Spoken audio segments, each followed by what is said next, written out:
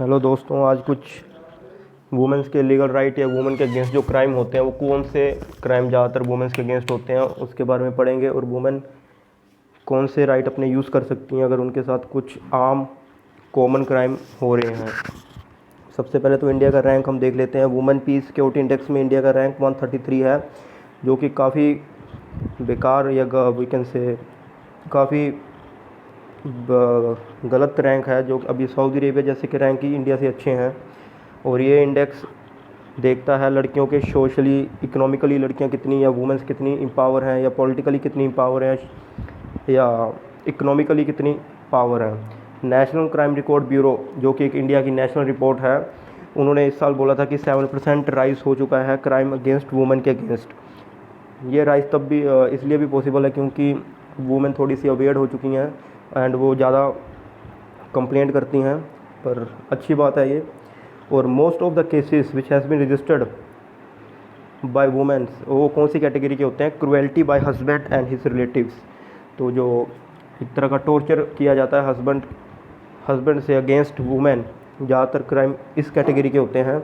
और it is followed by then assault on women with intent to outrage her modesty. And second type के crime जो सबसे ज़्यादा women के against होते हैं वो इस कैटेगरी के होते हैं। यूपी, महाराष्ट्र एंड राजस्थान, ये टॉप 3 स्टेट्स हैं जहाँ पे लड़कियों के अगेंस्ट सबसे ज़्यादा क्राइम पाए जाते हैं। अब ज़ीरो एफआईआर का कंसेप्ट, ज़ीरो एफआईआर का मतलब ये होता है कि पहले अगर किसी के साथ भी कोई क्राइम हो रहा है, उसको उसी लोकल एरिया में जहाँ क्राइम प्लेस हुआ, जहाँ क्राइम हुआ है, वहीं लोकल थाने में जाके कंप्लेंट करनी पड़ती थी। पर अब ऐसा कुछ नहीं है।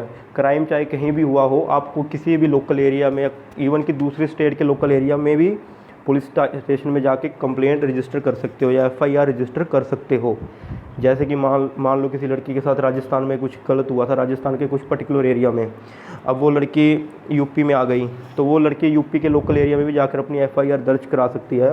और जब वो एफआईआर वहाँ के मजिस्ट्रेट के पास चले जाती है, तो वो राजस्थान के उस पर्टिकुलर एरिया लोकल एरिया को इन्फॉर्म कर देगी और इन्वेस्टिगेशन वहाँ से ही शुरू होने लग जाएगी। तो ये काफ़ी अच्छा एम्पावर करेगा। ये कॉन्सेप्ट है जो ज़ीरो एफआईआर का, डेमोक्रेसी के लिए काफ़ी अच्छा कंसेप्ट है ये ज़ीरो एफआईआर का, कि आप क्राइम चाहे कोई भी प्लेस में हुआ हो, नाउ इट डजेंट मैटर, कि आप किसी भी एरिया में जाके एफआईआर लॉन्च कर सकते हो। तो अब कुछ हम आईपी से कुछ ऐसे सेक्शन पढ़ लेते हैं जो कि हर एक वुमेन को पता होना चाहिए। जैसे कि सेक्शन 375, जो कि रेप के बारे में है, कि अगर कोई भी लड़का अपना सेक्सुअल इंटरकोर्स या इंसर्ट इस वजीना इनटू यूरेट्रस, या वजीना इंसर्ट इस पेनिस इनटू वुमेन वजीना और यूरेट्रस विदाउट हर कंसेंट, अगर फोर्स के साथ किया उसने, अगर फ्रॉड के साथ किया, चाहे लड़की और जा फिर किसी लड़की को फियर में रखकर उसने सेक्सुअल इंटरकोर्स किया किसी के साथ भी, तो ये सारा कुछ रेप के अंदर आ जाएगा।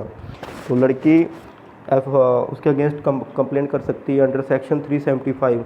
और अगर वो कन्विक्ट हो जाता है बंदा, तो उसको 10 साल तक की सज़ा हो सकती है। और अब इवन कि if someone has inserted a finger और any object to some extend into the vaginal और यूरेट्रस ऑफ एनी वुमेन, वो भी अब रेप के अंदर काउंट होगा। तो पहले पीनस या कुछ और बॉडी होती थी, पर अब इवन कि if someone is inserting a finger और some any other thing up to some extend, तो वो भी अब रेप के अंदर आ जाएगा। और एक तो लड़की की कंसेंट नहीं होनी चाहिए।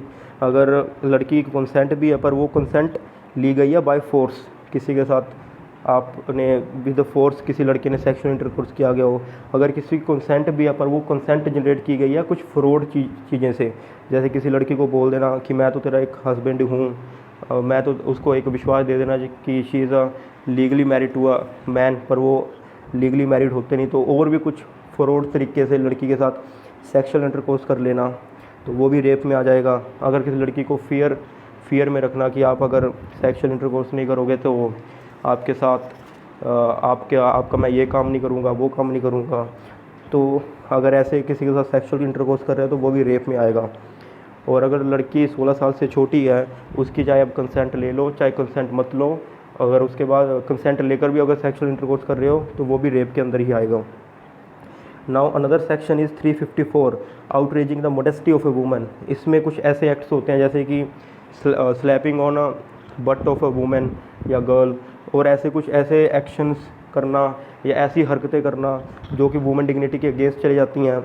अगर किसी को मोलेस्ट कर रहे हो क्रिमिनल फोर्स यूज़ कर या किसी को गलत जगह पे टच कर दिया किसी लड़की के, और इसमें आपने इंटेंशनली किसी कोई भी लड़का या मैन इंटेंशनली ये चीज़ें करता है, एक्शन करता है, और वो लड़की के अगेंस्ट डिग्निटी के अगेंस्ट चली जाती है, तो लड़की सेक्शन 354 का यूज़ करके उस लड़के को उसके लड़के के अगेंस्ट कंप्लेंट रजिस्टर कर सकती है।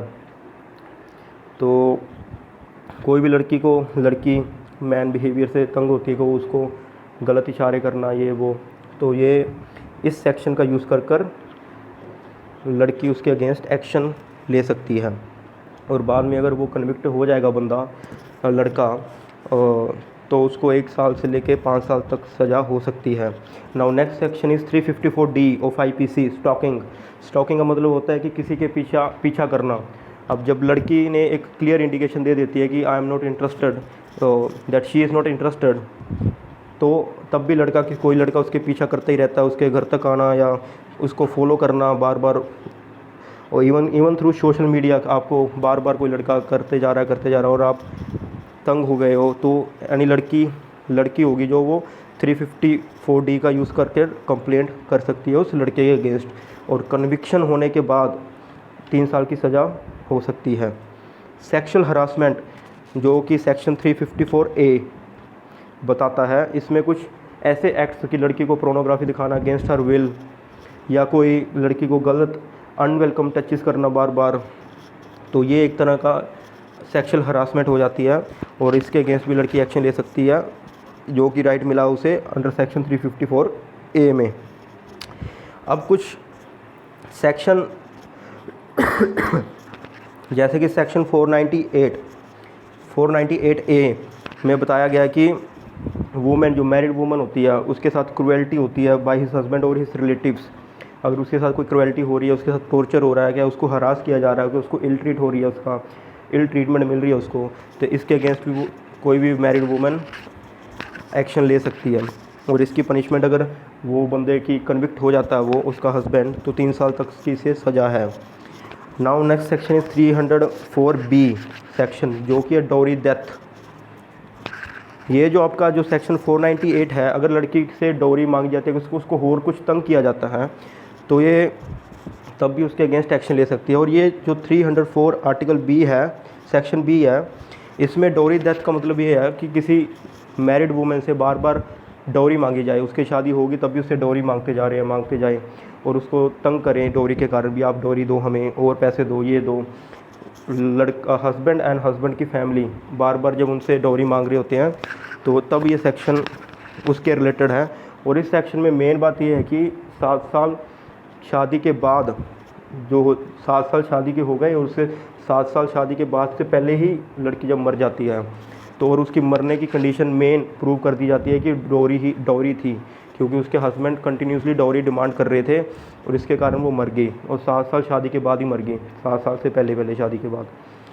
तो अगर ये प्रूव कर दिया जाएगा कि डॉरी के कारण उसकी डेथ हो गई है, तो 7 साल से लेकर लाइफ इम्प्रिजनमेंट भी सज़ा हो सकती है हस्बैंड एंड उसके रिलेटिव्स को। तो अगर कोई भी वर्क प्लेस होता है जहाँ पे 10 लड़कियाँ से ज़्यादा लड़कियाँ काम कर रही हैं, तो इंटरनल कंप्लेंट कमेटी पे जाके लड़की कंप्लेंट कर सकती है अगर उसके साथ कोई सेक्सुअल हरासमेंट हो रही है वर्क प्लेस में। और इसके लिए लड़की को परमानेंट एम्प्लॉय होना ज़रूरी नहीं है। अगर कोई लड़की इंटर्नशिप कर रही है या एक तरह का टेम्प्रेरी जॉब कर रही है, तो तब भी उसके साथ सेक्सुअल हरासमेंट कुछ हो रहा है, तब भी जाके वो इंटरनल कंप्लेंट कमेटी पे जाके कंप्लेंट कर सकती है। इवन कि if internal planning complaint committee सही से वर्क नहीं कर रही, then she can go to local area committee, तो वहाँ जाके वो शी कैन कंप्लेन।